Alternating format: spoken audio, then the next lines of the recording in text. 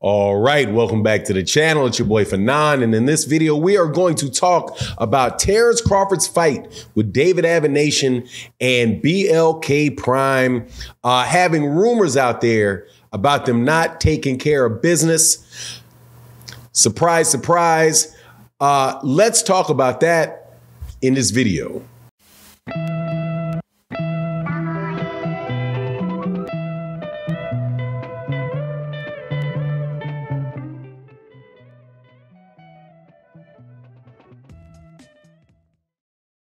All right, welcome back to the channel. It's your boy Fanon, and in this video, we're going to be in the 147-pound division talking about Terence Bud Crawford in the aftermath of his fight with David Avenation. And let me tell you, man, there's a lot of drama going on. But before I do that, let me welcome you back to the channel. If you are new to the channel, please accept my invitation to hit that subscribe button so that you can know when we drop more videos. Also, if you are a longtime subscriber, supporter like my guy, Kamal Oz, who's always asking me to do some off-brand type of videos, which I do not mind doing for you, brother. Thank you so much for your continued support over the years in the live streams. And thank you to everybody else that, like Kamal, supports in the super chat and supports in the Cash App of the live streams. Really, really does make a difference. That's how the channel goes, along with people that dedicate that and the growing number of people that support videos like this through the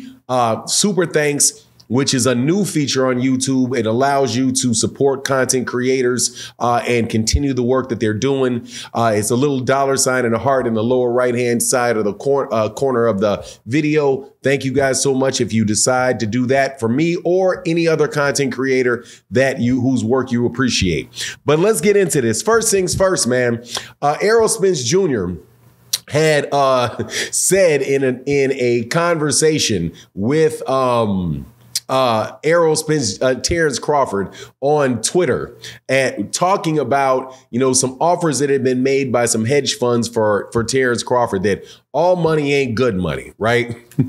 And it appears that that at least the rumors on the street, and these are from sources that are really kind of clowning BLK Prime a little bit, specifically Fight Hype on their website, on their Twitter page, where they say all money ain't good money, especially when you don't get it all, right? Now, why would they be saying that? So I'm going to talk about that. And also there's been, because I didn't feel like doing two different videos for it.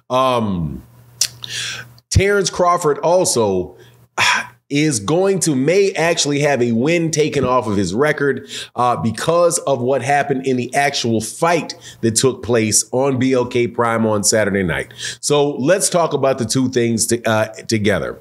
First thing, the idea or what has been said about BLK Prime and whether or not they paid their fighters. Now, Fight Hype put that word out there that said, again, all money ain't good money, and especially when you don't get all of it. And the word on the street, heard from other sources as well, that there are vendors and people that have not been paid by BLK Prime in, since the fight. Now, there is a fake page out there that, kind of like one of these parody pages or whatever that, say they represent BLK Prime, that put some statement out. And that statement, my understanding it's not the official website. You can look at it and see that that's not right. However, they kind of just fed off of what was being said by Fight Hype and what has been said by other promoters, other smaller promoters in the field, which is that some people didn't get paid or are waiting to get paid or something like that. Now, that is a pretty bad look if you're talking about people wanting to work with you in the future. And that's just, with pretty much with anybody that doesn't pay their bills. Now, I'm not saying that I know that that's the truth or not. Don't know it. However, seeing as BLK Prime has like 13 or 14 bankruptcies associated with it over the last several years, it does have a history of not paying its creditors. Now, when people think about bankruptcy, they don't, a lot of times people believe that means that, you just don't have any money, something like that's not necessarily the case. The purpose of bankruptcy is basically to set aside your creditors, right? Where you say, okay, I only have a certain amount of money. I owe a lot of people money. I'm not going to be able to pay this off. So you go to court, go to bankruptcy court, and bankruptcy court allows you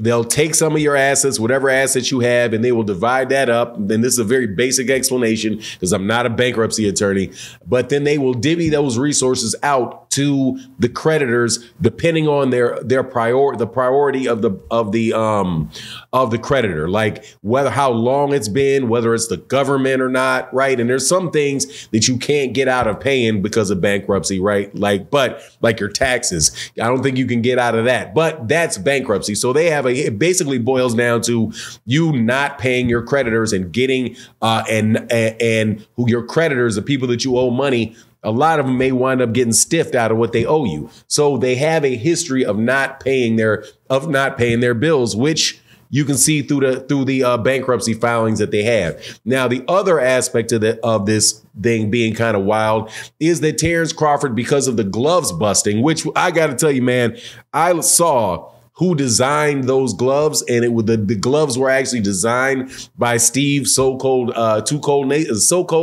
Nelson, one of the fighters on the undercard, and he had designed the whole the fight outfit for Terence Crawford, so you know that those were custom gloves. And so he had some custom gloves. They were defective and they bust in the ring. And now David Avanesian is saying that they want that loss overturned because he got in the ring knowingly with defective gloves. And I think that he probably has a good case for that, because if you're fighting in defective gloves, you know, that's not saying that you cheated. However, you did fight in defective gloves, and those gloves were illegal, right? And who knows at which point in time in that fight, that padding started busting out. And when the padding busts, you know, air leaves the gloves, you expose your knuckles more. But whatever the case is, man, I think David Avanesian has a good case to get his loss overturned and turned into a no contest. Now, strictly speaking, I don't think that will affect Terence Crawford in any real way, because, you know, a no contest is a no contest. However, some people argue, well, hey, man, you're not undefeated anymore. Maybe people will believe that he doesn't have an undefeated record because he has a no contest on there, or because if it would never be a draw. But say somebody gets a draw. But undefeated is undefeated. It means nobody beat you. You have not been defeated. So I don't think there's really any effect really for Terence Crawford. It really would just kind of help David Avanesian, because David Avanesian would take a loss off of his record. I don't think it's a scenario where those guys are going to run the fight back or anything like that. So, you know, at the end of the day, it'll kind of be a wash for him. But, you know, the combination of those two things, man, that's just kind of a little bit of an awkward first go at professional boxing for BOK Prime, especially the portion if you don't pay your bills. Right now, again, don't know if that's true or not. More than likely, you know, the page that put it out on Twitter, I don't believe that. I don't believe that statement came from them. Came from BOK Prime, because why would they announce that? It just doesn't make sense for them to do that at all, even if it seemed like it was an official account. However, the rest of the promoters and outlets talking about it, there very well may be some truth to that. But anyway, that's my take on the matter. You let me know what you think in the comment section. And with that, I'm out. Peace.